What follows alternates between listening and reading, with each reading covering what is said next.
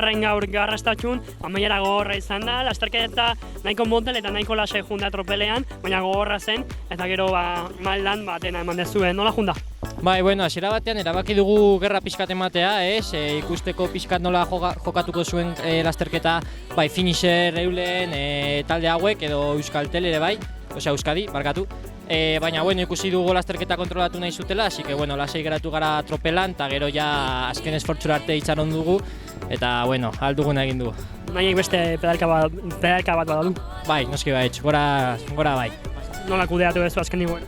Bueno, kalmarekin, pazientzia pizkarekin, banekien hasieran uste nuen pizkat hobeto sartu nintzelako katuta, eta orduan hasieran saiatu dut pizkat hori sorpresan harrapatzeko edo, baina bueno, ondo kokatuz da zeuden igoraren hasieran, eta bueno, niri jarraitu naute oso erraz, eta gero errematxatu.